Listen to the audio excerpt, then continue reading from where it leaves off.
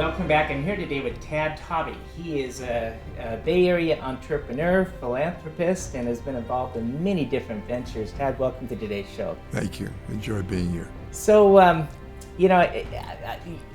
go on Stanford campus. I see your name up there, the tennis stadium, and around the Bay Area. You've done a lot of really good works for a lot of great causes. But I want to start out on the early years of your life. You're a Holocaust survivor. Yes, I was born actually in 1931, and I left Poland in 1939, more or less simultaneously. When the German armies were marching in, I was leaving. You left with your family? Was it you came directly into the U.S. and East Coast? No, I did not. My mother and father were in the United States, had been there for a couple months before I left Warsaw, where I was staying with my grandmother. My father was in the export business and traveled frequently to the United States. This was one of his visits. And during, I think, the month of June or thereabouts, my mother and father made a decision they weren't going to go back to Poland, provided, of course, that they could get me out. I was an only child at the time. And so they made arrangements with my father's best friend, who was also thinking about emigrating to the United States. Made arrangements with him to take me to the United States out of Poland. When you came over to the United States, did you land on the East Coast or West Coast, or where did you initially settle? Well, I landed in Ellis Island. Being a refugee with inadequate papers, that's really, I think, the first spot for most people of my circumstance. So I spent a night in Ellis Island, and they kind of checked me out, my health and everything else, and gave me a very temporary visa to come into the United States. So I landed in New York the following day. And eventually you made it out here to California? The first thing that happened to me in the United States is within a couple of weeks after I got here, my mother and father enrolled me in a summer camp in upstate New York. In fact, I still remember the name of the camp. It was called Crane Lake Camp. It was in the Finger Lakes area of New York State. I think sort of close to Syracuse University. And it was a conventional camp. Had about 100 boys, all probably within the age of 7 to 10. And it was an important experience for me because I spoke no English. When I came to the United States from Poland, I spoke German and Polish, and the camp obviously had 100 kids that had no knowledge of German or Polish. So it was total immersion, and I really learned to be fluent in English in about 8 weeks. So by the time I got out of the camp, it was time to go to school. And my mother and father enrolled me in PS9 on the west side of Manhattan. And I came into school with no accent, very fluent in English, and other than my informing my friends or teachers or whatever of my refugee status, they wouldn't know it from, the way that I spoke English. And you also did a few movies as a child actor? Well, after my father lost the rest of his money in 1940, because they had very limited funds when they came to the United States, and my mother brought her jewelry, which she was able to sell, so we were able to live on that for a year or so. The family decided to move to Los Angeles. There was a Polish colony in Los Angeles at the time, some of whom were known to my parents. So we got in the family Oldsmobile and trekked across the United States, Niagara Falls, Yellowstone Park, Grand Canyon, eventually landed in San Francisco, went to the World's Fair in San Francisco in 1940, and then drove down the coast to Los Angeles, where the family settled. During the initial parts of our stay in Los Angeles, which, by the way, was in the district that is now essentially known as the Korean part of Los Angeles, my parents had some friends in the film industry. And this was now at the height of World War II. And most of the films that were being made in Hollywood were based on some kind of a theme that followed what was going on in the war. So they needed kids that had speaking capabilities in Russian and Polish and German. And so that gave me a ticket into Hollywood. And I participated in 3 films in the period of 1941, 42, I would say. I actually went to studio school with Elizabeth Taylor. That's my singular accomplishment of that time, although the films themselves, were interesting. But my parents didn't think that a film career was the right career for me. So they cut that short at that point, and then life continued and more normally after that, and in terms of the schools that I went to in West Los Angeles. Dad, I need to take a quick break, and we'll be right back after these messages.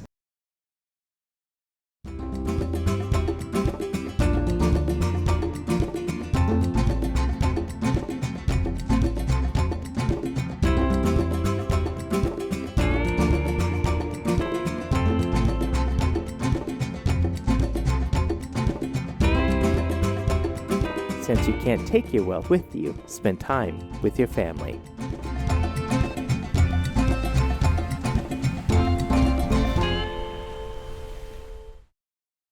Welcome back. I'm here today with Tad Taube. And Tad, we've been visiting on the early part of your life, a Holocaust survivor, and then coming to the U.S., emigrating, and going into a bit of child acting with 3 films. But I want to fast forward here to Sure. How did it come about on your selecting to go to school and I understand you went to Stanford here locally.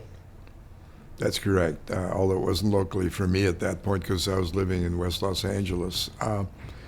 The life after Hollywood really settled in as going to schools. First finished grammar school, then junior high school, and eventually high school. The one highlight of that period, I think, was World War II, the bombing of Pearl Harbor, the intense patriotism that those of us that lived in that era were imbued with. I remember spending a lot of energy and effort selling war stamps and U.S. they didn't call them savings bonds, U.S. war bonds at that time. And the reason I'm mentioning that is that it did imbue me with a vision and a sense of patriotism and love of country that I've never lost. It was a very difficult period. There were people that were, obviously being wounded and killed by the thousands, but there was also a spirit in the country that I have never witnessed since. And my mother worked in Douglas Aircraft, sort of as Rosie the Riveter, and I was a junior air raid warden, and we all essentially lived through the war effort and saw it come to a conclusion. When I was, fast forward now to the junior year in high school, when I had one of those inevitable conversations with my father and with my mother, "Son, have you given any thought to college?" And I said, "Yes, Dad, I have. I'm going to UCLA." And my father said, "You're going to Stanford?" And I said, "Yes, sir." It was a different relationship in those days between children and their parents.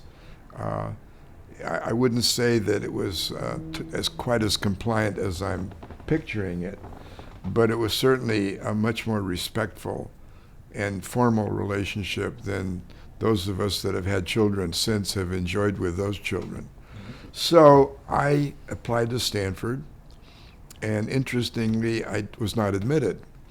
I was admitted in what they called a provisional category, which allowed me to go to Stanford during the summer quarter immediately after high school, which was a kind of a test period. Stanford allowed maybe 150 students to come in provisionally, and then if you made a certain grade point average, Stanford would allow you to come back in the winter quarter, skipping the fall quarter. And I was fortunate to make the cut, so to speak, and re-entered Stanford in the winter of 1950. I did go that one quarter that I was not at Stanford. I did go to UCLA for a quarter, and had a nice experience. It's a very, very good school, lovely campus. But then here I am at Stanford University, and I think that may open up a whole line of questions, right? You came out of Stanford, and then earlier in your career, you associated with the Corrett family, helping with their company. Was that immediate, or? Yeah, well, I got out of Stanford in 1954 and graduated, as a second lieutenant in the U.S. Air Force. And I did spend 2 years in the Air Force, which was, I think, a good experience because I certainly wasn't grown up sufficiently when I graduated from Stanford. So it gave me an opportunity to have a period of maturation, which I very, very much needed. I had 2 or 3 different jobs after graduating from Stanford. Actually, I should go back a little bit because I went back to Stanford after the Air Force and got my master's degree. And then after getting my master's degree, I went into industry and had 2 jobs in the technical areas, utilizing my engineering training, and eventually ended up in the brokerage business as a licensed California real estate broker. And I had a room about half the size of this room, and I had this desk, which I bought upon going into business for myself. I remember paying $99 for it at Cost Plus. And I started engaging in a new area of the real estate industry, which is investment real estate. Real estate at that point was not commonly thought of as being suitable for investment purposes. Wasn't liquid. It was risky. There wasn't a lot of knowledge about it. So there was a development of an industry that's become huge since then, multi-billion-billion-dollar industry, which is the investment real estate business, which is obviously occupied by real estate investment trusts, by the banks, by insurance companies, et cetera, et cetera, et cetera. So I was in the very early stages of that. And during the period while I was evolving as a real estate expert, I became reacquainted with Stephanie and Joe Corrett. And I say reacquainted because Joe and Steffi had been friends of my parents during the war, during the 40s and the aftermath of the 40s. And I remember them coming to the house often when I was, in my teens. But then there was a hiatus period when I didn't see either of the Corretts for 20 some odd years. In the meanwhile, Joe Corrett and Steffi Corrett built a company that attracted a public offering. It was a public offering not of the company's stock, it was what we call a secondary. It was the family ownership group in the Corrett of California selling their shares. And that meant Joe and Steffi and her sister, Mimi, and Leo, her brother, and so forth, all the family members that had been working in the family business, so to speak, were sellers, and they collectively pulled about $10 million out of the offering. Joe and Steffi's portion was around $7 million. They decided that their whole life they'd had no liquidity at all, and their whole life, their entire world was not only their world, their whole family, every dime they owned was invested in this company, and they sort of wanted to move their investments out of the company to diversify, which was obviously something that most of us would do in similar circumstances. And they searched for somebody in the real estate business to represent them in this diversification. I was interviewed but did not make the cut. They selected another professional. And about 6 or 8 months later, I was talking to an individual that was highly placed in the company, good friend of the Coretts by the name of Stan Hertzstein. I said, Stan, how are the Coretts doing with their real estate investments? And he said, candidly, they're not doing very well. And I said, well, of course not. I know why they're not doing very well. So he carried that message back to Joe and Steffi, and of course they immediately demanded that I come in, and share with them this ultimate wisdom of being the guy on the outside that knew exactly why they weren't doing what they set out to do. So I appeared in front of Joe at that time. I don't think Steffi was in the room, and the room was surrounded by senior executives in the Corrett company, the president, the executive vice president, senior financial officer, the controller, etc. And Joe kind of leaned back in his chair and he said, so, young man, I'm told that you know all the reasons why I'm not making investments in real estate. And I said, Mr. Corrett, it's right here in this room. I said, you're never going to make a deal with all these people in the room. The real estate business is very, very entrepreneurial. And if something seems to represent value, then all of the people descend on it like sharks.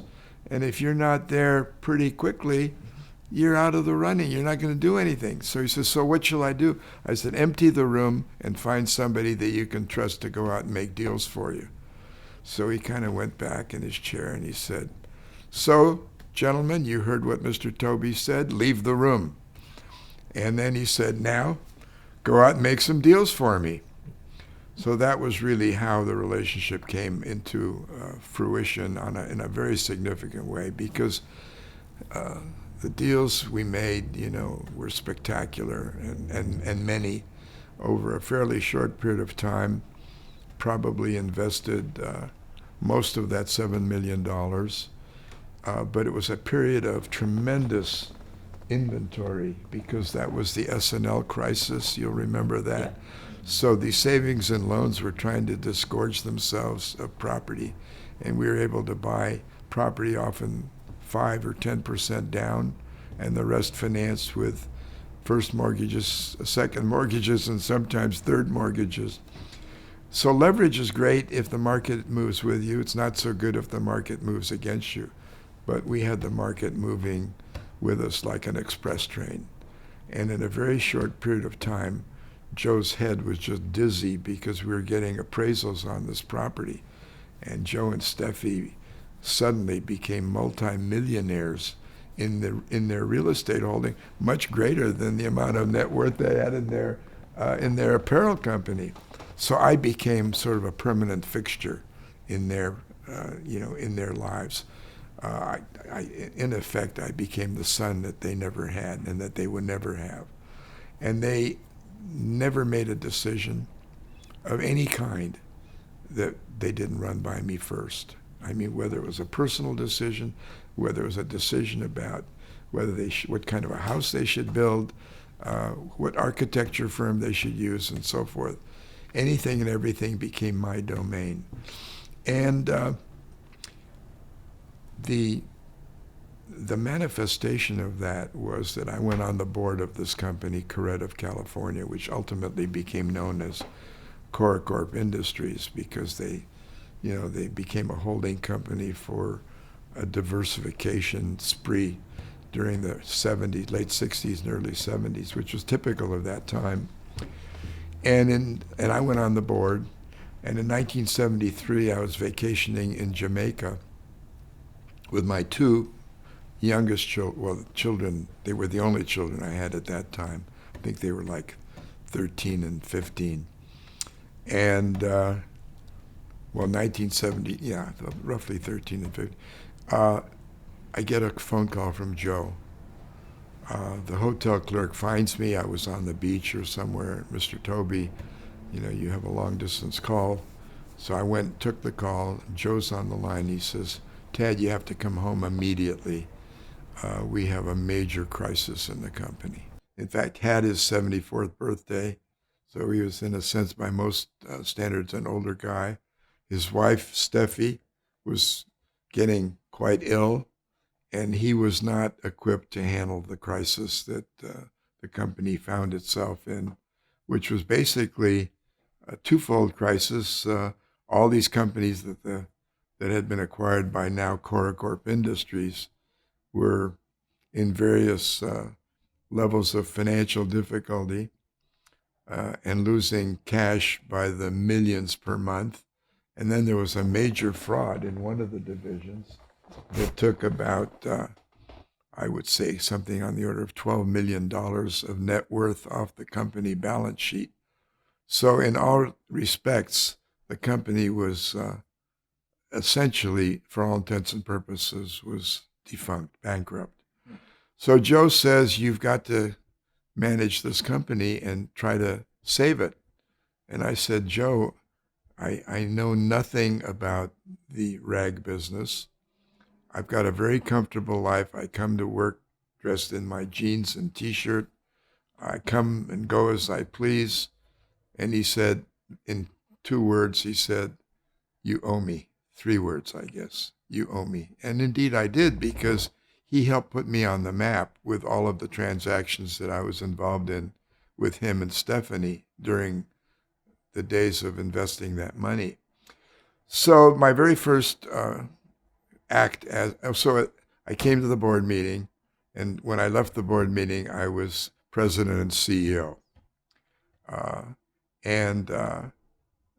My very first act as president and CEO was to preside over a meeting with our 9 lending banks in a conference room, big conference room at Wells Fargo Bank. And each one of the 9 bankers came with 2 senior vice presidents and a lawyer. So this was the scene that we had. We had 27 bankers or their legal representatives, and I had me and what was left of my management team, which had been thinned out because of the crisis. We fired the president. We fired the head of the division where the fraud had taken place and so forth.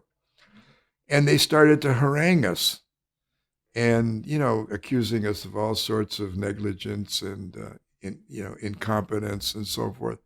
And I said, gentlemen, you can sit there, you can harangue us, and you can throw us into bankruptcy, but do you know what an apparel company's inventories are worth when the company is no longer viable?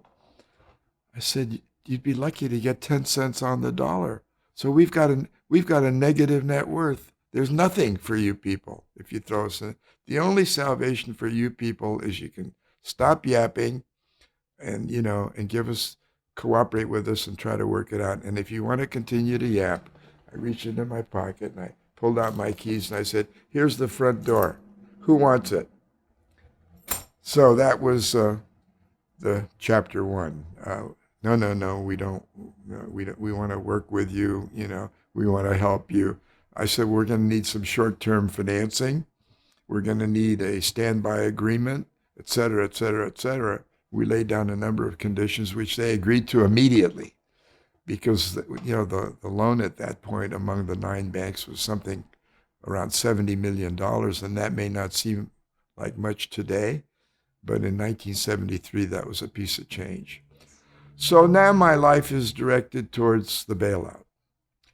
And it was a very difficult and trying time, because I was trying also out of my back pocket to keep my real estate business alive, keep Joe and Steffi happy. It was a period of intense litigation. It was a period of divestiture. Over the next 6 years, our employment went from 15,000 employees down to 6,000.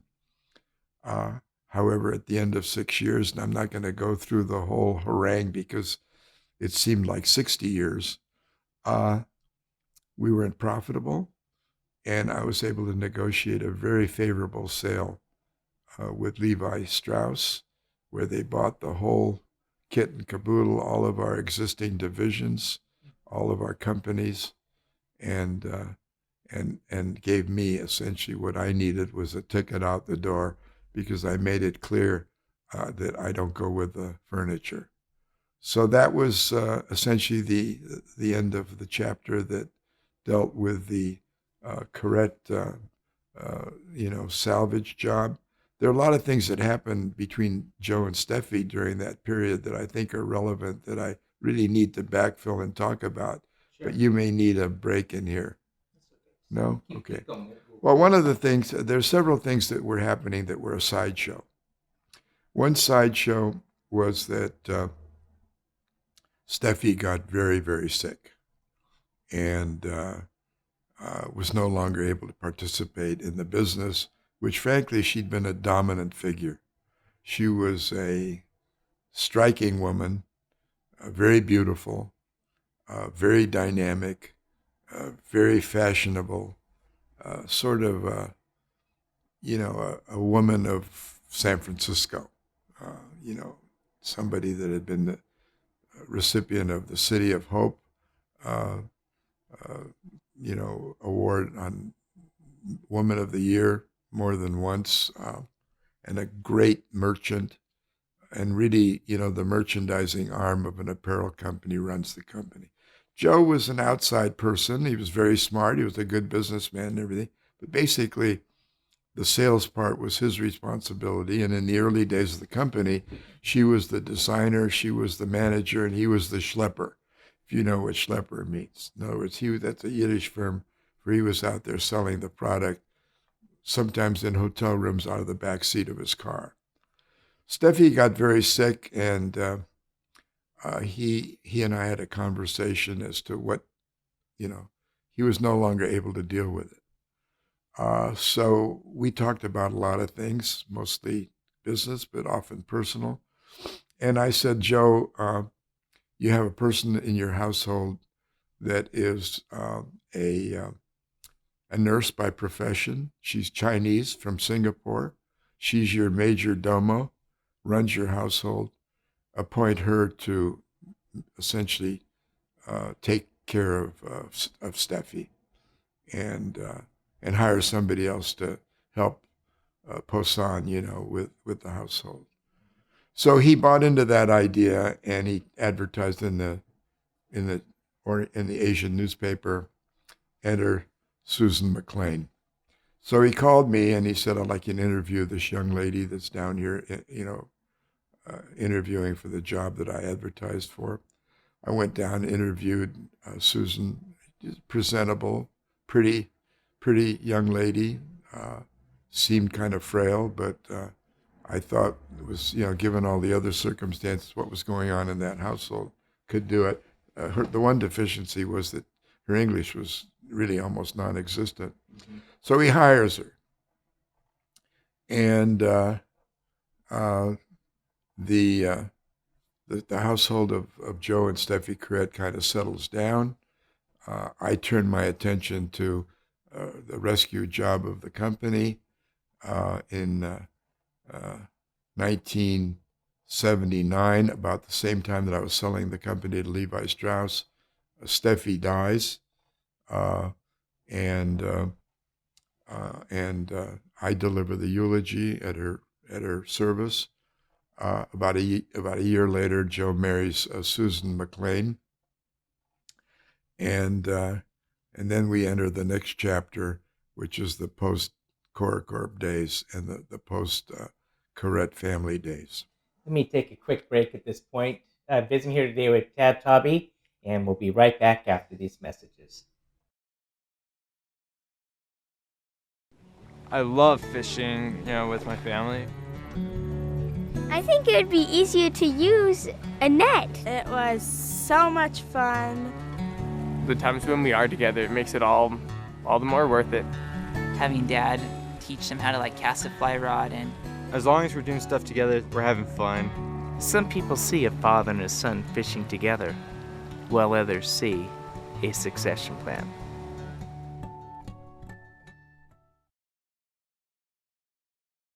Welcome back. I'm here today with Tad Taube, and we're going into this last chapter of The Corettes, Joseph Corette had just passed away, and then Steffi had just passed away. Steffi had passed away, Yeah. and Joseph had remarried, and within a year or so, 2 years of the death of Steffi. Yeah, I think it was within a year or so, maybe a year and a half. Are we on camera? Okay, so you asked me early on about philanthropy. And so I think the next chapter really deals with the development of the philanthropy that I've pursued, for the next, certainly the next 40 years of my life. Uh, Joe is now faced with a decision. Steffi dies. Their property is held in community property. The inheritance tax rate at that point is 80% plus state, and Joe wants the money. He wants her share of the community property, and he and I have long conversations that essentially sharpen both of our views about philanthropy, both Joe's and mine. I'm absolutely opposed to paying the government what amounts to 80+%. And I convinced Joe that it's not a smart thing to do, particularly when he can now create a new chapter in his life of being a philanthropist. So Joe waves off his share of the community property, and that money flows to a new entity to be called the Corette Foundation. The Corette Foundation starts out with a corpus or an endowment of the money that is derived from Steffi's share of the community property. At that point, keep in mind now that Joe and Steffi started their adventure with $7 million in cash, and now we're talking about 30 million being Steffi's share of the community property a relatively short time later. And so the Corette Foundation is activated. Joe becomes its president. He asked me to come on its initial board, along with a couple of other advisors that he'd been close to within the company, and we go into business of philanthropy. And everybody's very excited because we now have this huge pot of money, namely $30 million, that is at our disposal to give away for worthwhile causes. And it's a difficult process because none of us had a lot of training or experience in the philanthropic world. So we were in effect responding to requests. And one of the requests of Joe Corette early on, and the reason I'm mentioning this is it was kind of the end of a pivotal moment in his life, was from Stanford University. He was asked for a major grant for the Food Research Institute in response to the general knowledge that he had had an interest in hunger and food and so forth. So Joe decides to, he was quite unilaterally, didn't really fully consult the rest of his board. He commits $2 million to Stanford to commit a study, a scholarly study about hunger. And this, I may be spending more time on this than it warranted, but I think it's very pivotal to the story. So they set out to study world hunger. And what that meant is they had Stanford scholars, PhD, postgrads, and so forth in Bangladesh and Egypt and other parts of the countries that had experienced food problems. And a year later, we had our first report from the Food Research Institute. In fact, I have a picture up there somewhere on one of my walls here of Joe Corette and me and Gene Friend and Stan Hertzstein standing in front of the Food Research Institute. And I can direct you to that photo. So here's the finding. The finding is, generally speaking now, this is a preliminary finding. Well, food is not the result of shortages, of crop disadvantages or diseases or whatever. Most of the hunger problems in the planet are because dictators or rulers that have, a less than benevolent view towards their citizens use shortage of food as a political weapon. So Joe hears this and he says, Tad, I want to talk to you for a minute. So we're outside of the conference room and he says, shit, you got to get me out of this. He says, this is not at all what I had envisioned. You gotta get me out of this. So I spent a considerable amount of time and energy renegotiating with Stanford University to move the residual of these funds that had been uh, committed to the Food Research Institute to a new center at Stanford known then as the Center for Economic Policy Research.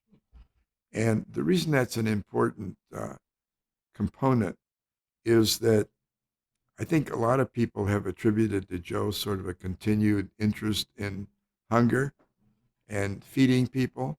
And he definitely, he had that interest, but it was certainly not as all-consuming as it has been painted to be, because his own personal experience with that on a research basis at the university level was not promising. He had hoped to hear that, crops were being chewed up by beetles or there were terrible water shortages or all of these things that do happen to crops. But the main reason for global hunger is political. And I think that's a lesson that our board learned. And it's a lesson that I learned because, I came to the conclusion at that time in terms of my personal philosophy that, that helping people was extremely important, but there had to be some place beyond just being hungry, because if we dealt strictly with hunger, there was really no place to go. I mean, you could feed the people, but are you going to be able to move them on in terms of their education, their development, their role in society, and so forth and so forth? So over the years, I made certain that the Corrett Foundation continued to fund a hunger program during the holidays, and it's a very generous program. And we also have given significant amounts of money to the Food Research Institute and other organizations. But the bulk of our money is going to, that is oriented towards the less fortunate, is oriented to people that we can convert to the more fortunate. So philanthropically, that's been something that's been a component of my philanthropy. And it's one of the reasons why so much of my personal money has gone to Stanford, gone to other educational institutions throughout the world, while at the same time participating in programs like Touchdowns for Kids, Hoops for Kids, uh, Goals for Kids, which in of themselves have generated support for 1 million underserved youngsters. He's the world's most trustworthy man. Tax filing deadlines are scheduled around his vacation calendar. The IRS agent who audited his client apologized. I don't always advise people on their taxes, but when I do, I save them every penny legally possible. GROCO CPAs and Advisors. Come to GROCO and stay wealthy, my friend. I think the question that is often posed to people that are either in philanthropic careers or in other careers, actually any career that has a ongoing and positive path, is, well, what did it? What got you started? And most careers really begin at a place other than what we've trained for as young people. A lot of people that are in the law leave the law for a lot of obvious reasons. It's a horrible profession, about as boring as can get for most lawyers. They hate it, but they do it because it pays well. I was one of the fortunate people that had the ability to move over a lot of different careers. And as I said, there was a break in my career with the Corrett Empire when Steffi Corrett died, because a lot of things changed in my life. First of all, I lost a very dear friend. Second, Joe lost an anchor in his life. So he became a little bit more flighty and in some instances a little reckless. It opened the door for a decision that I've already discussed to fund the initial money that went into the Corrett Foundation, that being the estate of Stephanie Corrett, which started the Corrett Foundation, and which started me since I was a charter director, along with Joe and a couple of his people from his company. Started me on a path of on-the-job training in philanthropy. I hadn't done much before that, to be honest with you. I mean, I responded to Stanford Class Fund solicitations. I've responded to, United Way solicitations and so forth. But I really hadn't been a significant factor until I got involved in the Corrett Foundation for a couple of reasons. One being that I didn't have the opportunity, and second, that my net worth changed rather substantially, because part of the Coracorp / Corrett turnaround that I didn't have a chance to mention previously was that when Joe and Steffi induced or seduced me to take the job of turning the family company around, and they expressed the message that I owed them. I also made it potentially gainful for me. I said, okay, fine, I'll do it, but you got to give me an option to buy 10% of your stock at today's valuations, which was in the toilet at that point. So when the company was sold to the Levi Empire, there was a major accretion in my net worth, because suddenly I had 10% of the proceeds of that sale, which were, I think at that point, something on the order of $75 million, which again, by today's standards, is chump change, but in 1979, that was a lot of money, still a lot of money. So anyway, at that point, there was a Fortune magazine article that had a picture of me smoking a cigar, and I think the caption was "The $6 Million Man." Remember, there was a TV program called The $6 Million Man or something like that. It was a parody on that. But it was basically a story about me and what I had done to essentially earn that money, which was very significant, I might add. I worked hard for that money. I mean, there were times when I was working 16, 18 hours a day. It was a very difficult period of my life, trying to run and balance, my marriage, being a dad, running this company that was defunct, and keeping my real estate company moving in a forward direction. So then, of course, my life with the foundation became significant because of several things that happened shortly thereafter. One is Joe died, and all of a sudden, like talk about serendipity, now it was his wish that I take over as the president and chief executive officer of the Corrett Foundation. So I'm still now in another serendipitous career.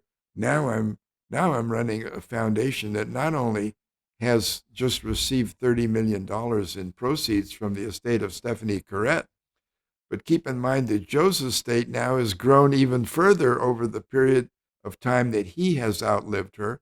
And when his money goes into the Corrett Foundation, which we were already anticipating, that the foundation would now be a $100 million foundation, having a mandate to distribute 5%, which is $5 million. And that's a lot of money to give away, shepherded by people that didn't know their you-know-what from their elbow about philanthropy. However, there was one message that related back to the hunger discussion that we've had and the lesson that Joe learned. And that was something that I think we accepted as a component of our philosophy. And Joe always felt, he liked to say, if you give a man a fish, he'll eat for a day. If you give him a fishing pole and teach him how to use it, he'll live for a lifetime.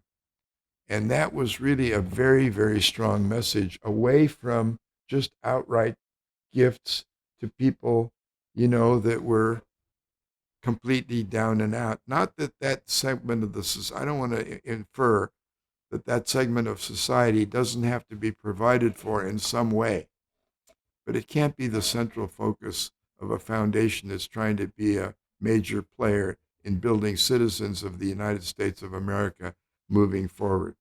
So we adopted the concept of essentially teaching people how to be better, how to better themselves.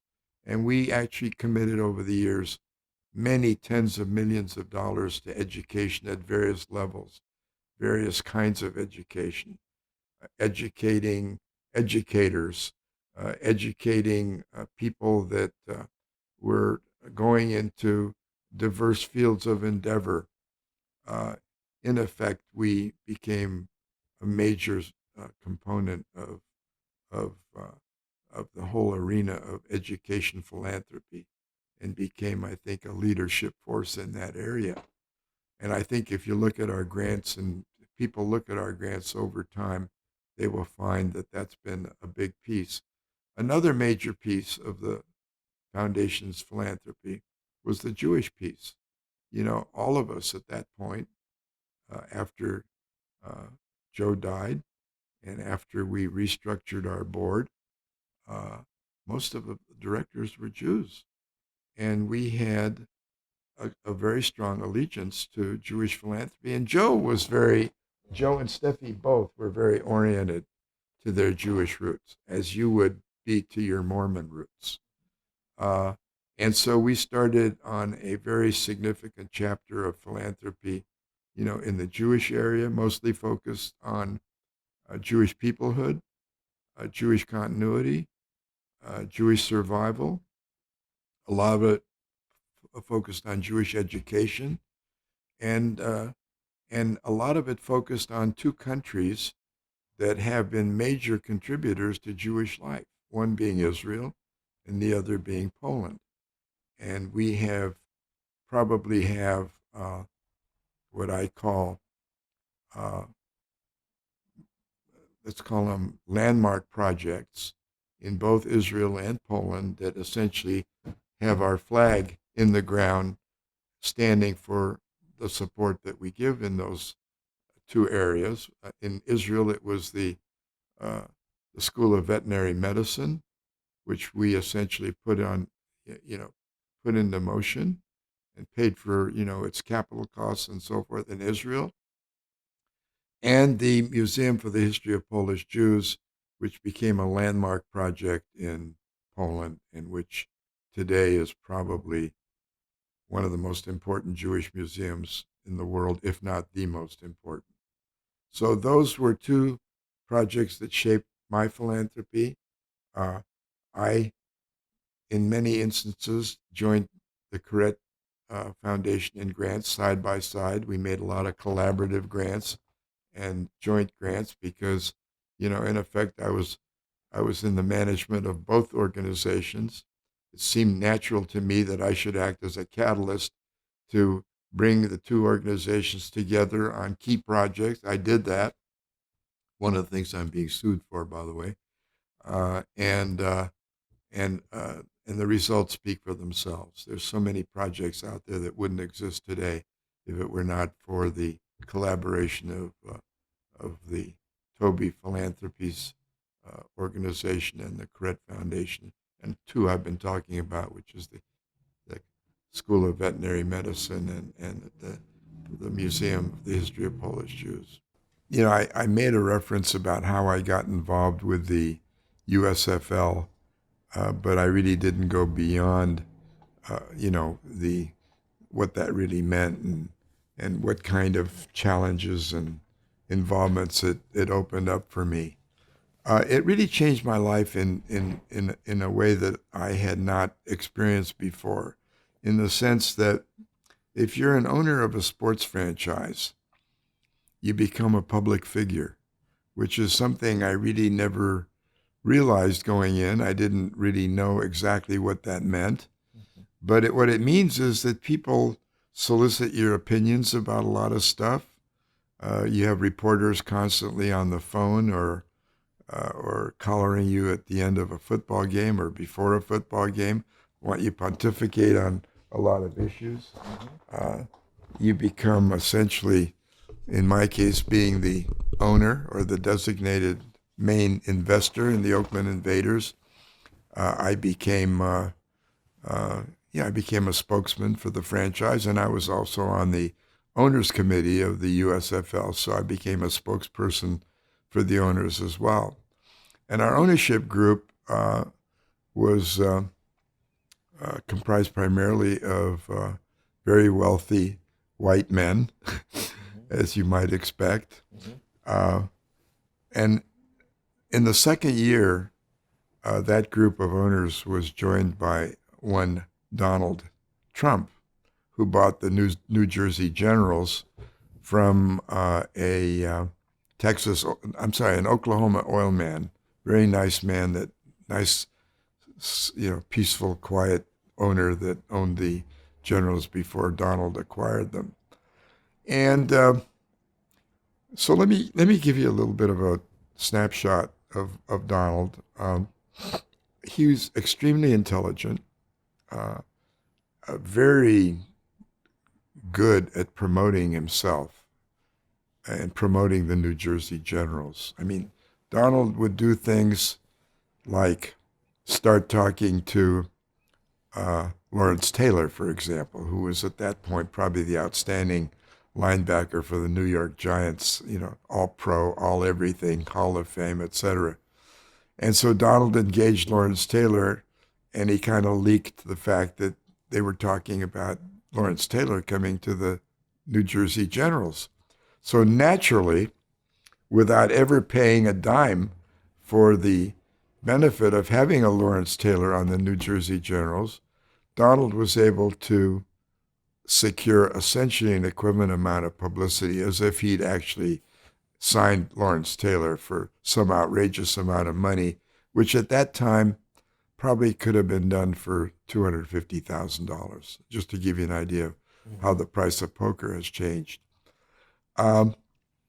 He was a good manager, managed the New Jersey Generals, had a good coach, although I will tell you that the Oakland Invaders played the New Jersey Generals 3 times, and we beat them all 3 times, which is one of the high points of our franchise.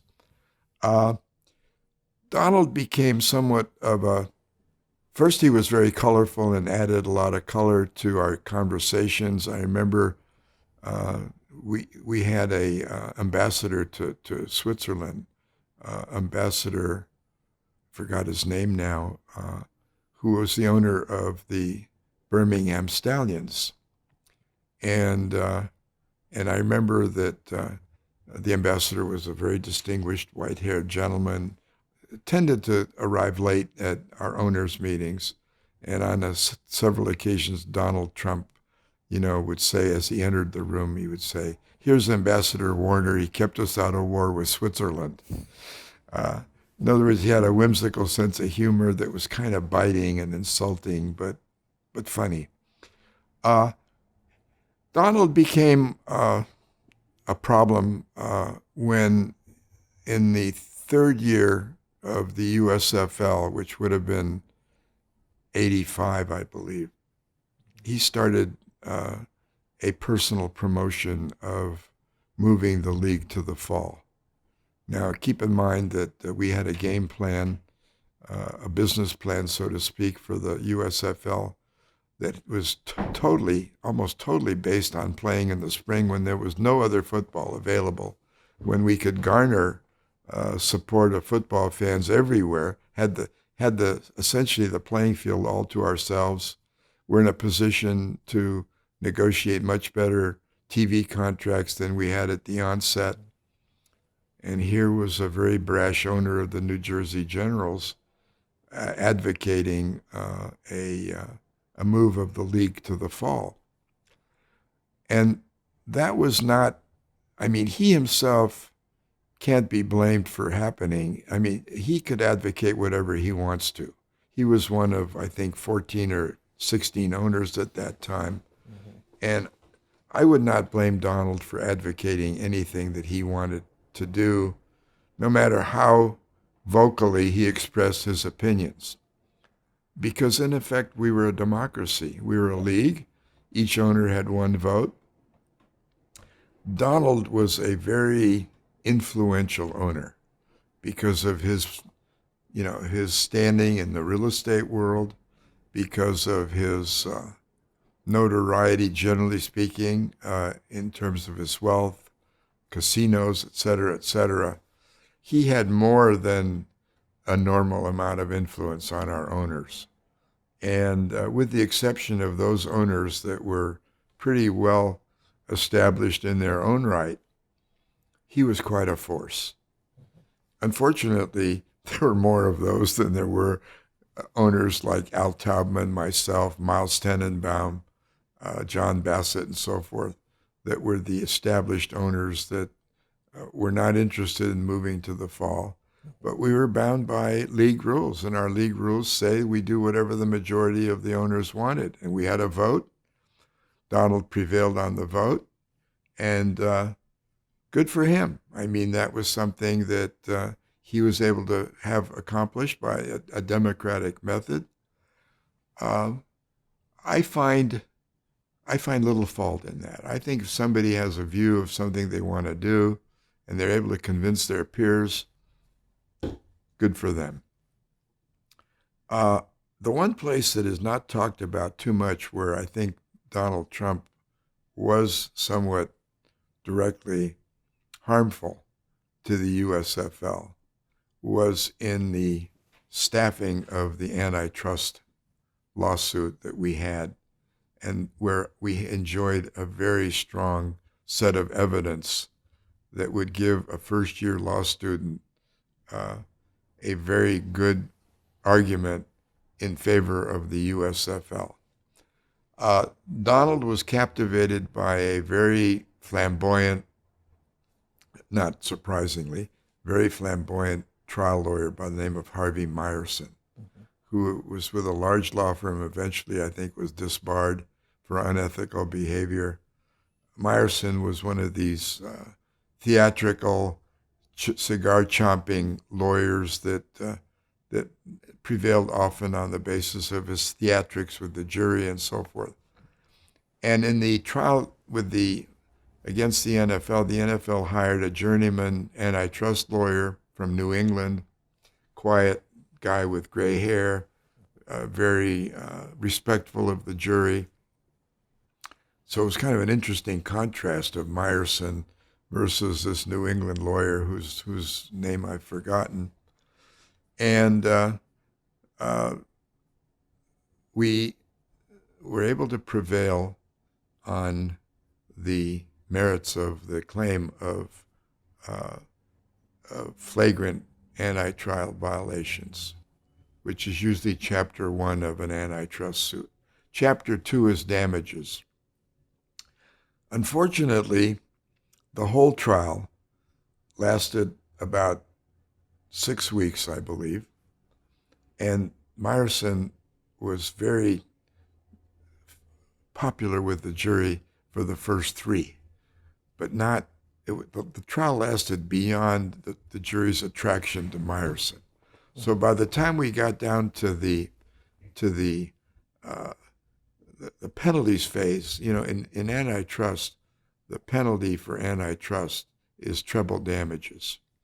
By the time the jury was sick and tired of Myerson, and by the time he developed these flamboyant arguments of antitrust damages that involved hypothetical stadiums of 60,000 people paying $200 a seat, etc., which was so beyond the jury's comprehension that they ultimately awarded the league $1 in damages. Trebled, $3. Now, let me just say as a postscript that had the USFL attorney focused on what the owners lost as a result of the piracy of the NFL, the losses were in excess of $300 million documented. Mm-hmm. So all he had to do was go to the jury and say, hey, these guys, because of these flagrant antitrust violations, were deprived of a business, and that business lost $300 million, and we asked the jury to award us $300 million in damages, which trebled would have been $900 million. That never happened. And I think that's something that I would ascribe as maybe resting at the feet of Donald Trump. Now, the owners didn't have to go along with Donald Trump's lawyer. So I want to again say that, but at that point, they bought in on the idea of the Fall League. We had a group of owners at that point that were already committed to doing anything and everything that Donald Trump wanted to do. And when Donald said, look, I have the lawyer and I'll pay for him, the hands went up, and we hired Meyerson, and Meyerson was a disaster for the league. Basically, that was the end of the league. That $900 million was the difference between the USFL being part of the NFL and having the owners licking their wounds, spending their share of $3. Mm-hmm. So, I've heard that you're an honorary consul for Poland, the Republic of Poland. Can you tell me how you came about? Well, by the time that our philanthropic activity was focused on Poland in a very significant way, we were involved not only in terms of funding a significant part of the museum project, but we funded a lot of other activities, other needs in a country that had been torn apart. Keep in mind, Poland was the worst victim of all of the countries in World War II. We were funding the restoration of cemeteries, the restoration of synagogues, the creation of JCCs, the restoration of public buildings, et cetera, et cetera, et cetera. So we became a force in Poland. And part of it resulted in the culture minister offering me to become honorary consul for the Republic of Poland for this Northern California region, sharing that responsibility and honor with Christopher Karofsky, who's my colleague and my co-honorary consul in Northern California. We had a nice ceremony. We had an induction. I believe the induction was by a high-ranking minister of the Polish government. But you're right. I mean, that from a Polish perspective, you have a refugee that ran away from the Nazis and from all of the death and destruction, and then came back to do a lot for that country, a lot of things that have helped to restore it to a place of dignity among the community of nations. And I think it says something about, you obviously you had a choice to make. You could say, well, I'm over here, they're over there, but the fact that you gave back in the way that you did says a lot about you. I think so. Yeah. I mean, I don't want to disagree with such a nice compliment, but that's true. Yeah. How do you decide what charities you want to be involved with? Is there a process that you go through? It's a procedure that really has two directions. There's a direction that is prompted from an outside suggestion or request. In other words, a philanthropic organization makes a suggestion or makes a formal request of a grant for money. And then there is the internally generated idea where we decide that wouldn't this be a wonderful project that we'd like to support and that we think needs to be supported. And ideally, Ideally, a mature philanthropy operates almost primarily on the latter basis. In other words, we generate what we really want to support and we invite people to come in with proposals. We're not there yet. We still have a lot of proposals coming from the outside that really are very valuable and which we often respond to. And sometimes we embellish. Sometimes we say, yeah, that's a great idea, but why don't we do it this way? So it comes from being essentially exposed to the community, being somewhat visible. A lot of people know what I do, or what Shana Penn, who is my esteemed colleague and chief executive officer of the foundation, does, and we respond or we initiate. So those would be the two ways that we make grants. We just recently had, and I can't tell you the grant because it hadn't been approved yet by my board, but we had a visitor here from New York that represented a major Jewish organization. And he has an internationally recognized thing that he wants to do. And he made a presentation in my office. And I said, well, can you give me some material on it?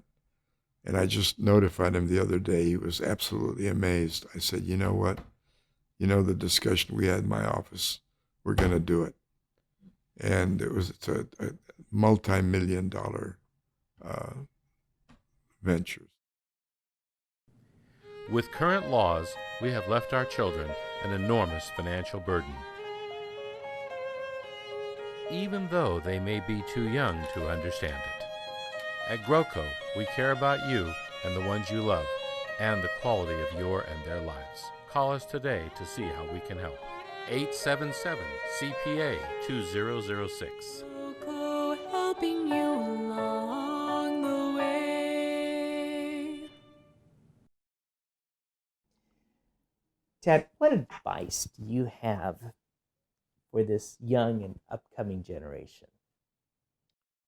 Well, I think that on an overall basis, my advice would not be unique, and that is that education is a critical component of their development as citizens, as as head of household, as people that contribute to the entire level of our population and so forth. So that's primary. Beyond that, I have some advice that is, I think, maybe a little bit offbeat. Kids that graduate from college, or maybe they don't go to college, they just graduate from high school, and they're entering the workforce. They are generally somewhat paranoid, or if not paranoid, insecure about their future. They really don't know. Other than graduating maybe from law school or from medical school, or from the business school, where their career path is fairly well defined. All the other fields leave a fairly undefined career path, and people struggle with that. And my advice there is stop worrying. Just get into the flow. But at all times, keep your antennas finely tuned for something that's going on, for anything that's going on around you. Because the world has a very strange way of generating opportunities if you're tuned and receptive to it. And I'm giving myself as an example here because I've had 9 separate careers in my life, and not one of those careers was selected except for the very first one when I was working for Ampex Corporation in conjunction with an honors program that Ampex had arranged with Stanford University, where they would share in my tuition if I worked for Ampex, 20 hours a week or something.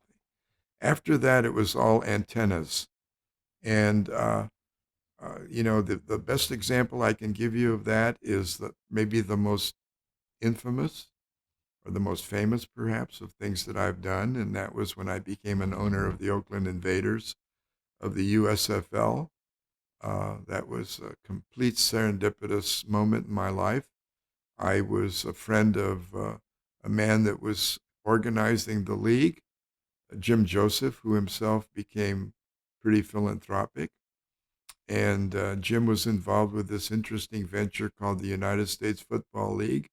And I was kind of attending some of the events and so forth, and really interested in what was doing, never committing any money or major effort to the time. When Alex Spanos, who was a scheduled owner, to be announced as an owner in New York at the Club 21 uh, of the formation, during the formation, the formal announcement by Howard Cosell, no less, uh, became ineligible the night before because he signed a deal to buy a piece of the San Diego Chargers. I knew all the owners at that point, and they said, Jim, why can't Tad kind of stand in and be the owner of the Oakland team, whatever it's called? And so I sat on this horseshoe table behind the plaque that said Bay Area franchise, and we had our announcement, and the whole league went global. And I got off the airplane in San Francisco with the understanding that they would take me out, and I'd go on with my real estate career. And I mean, there was just a flood of flash bulbs going off and cameras, et cetera. And I kept looking around wondering, who's the celebrity that got off the plane? And then it became clear when they started interviewing me that I was the celebrity, because the word had gone out that Tad Taube was going to be the owner of the new Bay Area franchise of the newly announced United States Football League. Completely serendipitous, completely serendipitous. I've already told you about my phone call in Jamaica from Joe Corrett, attending an emergency board meeting. The next month, or immediately after the board meeting, I'm president and CEO of a multinational apparel company, and so forth. I mean, every element of my life has been like that. And my philanthropy, by the way, has been similarly graced by serendipitous moments. I'd like to tell one story that I'm particularly proud of. This happened approximately a year and a half ago in October, I believe, of 2014. I was in San Francisco with my wife at a engagement part, not an engagement party, I stand corrected, at a pre-wedding celebration at a restaurant in San Francisco on the waterfront called Epic Restaurant. I don't know if you know it or not. Sits right almost under the Bay Bridge. And it was a very good party. There must have been about 60 people there, closest friends of my good friend who was the father of the bride, Greg Hartman, and his wife, and of course their wife, their daughter, who was going to be married 2 or 3 days later. And so during the party, I had a calling, a nature's calling. So I went back through the dining room, and I ran into the manager of the Epic Restaurant, who's a good friend of mine by the name of Pete Sistrick. Pete Sistrick.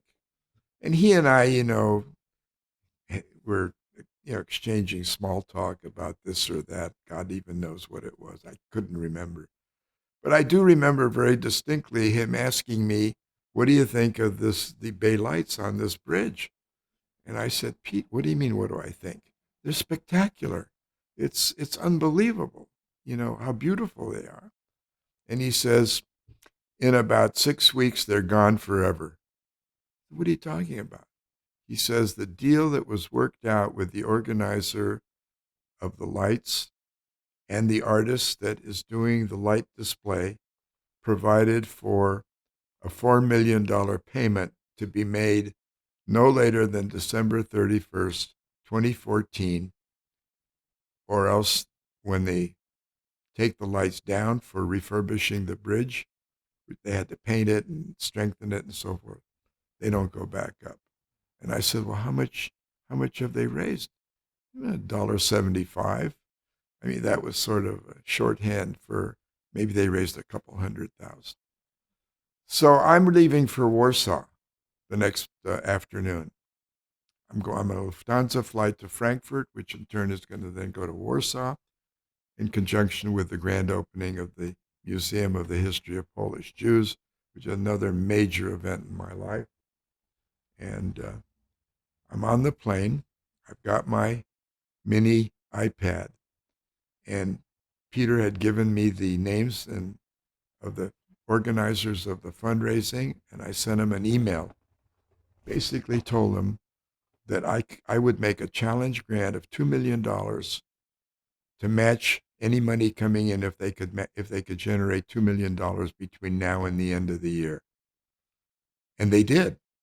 The $2 million grant that I made, the challenge grant, stimulated other people to come forward, and they made the match. And the good news is that about 4 weeks ago, the lights came back on, and the lights are going to be on forever because the $4 million pays the electrical cost and all of the other costs of maintenance for the lights for eternity. And I think that of all of the philanthropic adventures that I've had, and this was an adventure without any question, that was maybe the most exciting, the most serendipitous, and maybe with the most impact, because those lights are going to be looked upon by, a couple million people every day. And every visitor that comes to San Francisco, every ship that sails into the harbor after sundown is going to see those lights. And it's all the people that live in San Francisco now talk about. And I have people, actually coming up to me, total strangers on the street, saying thank you for the lights.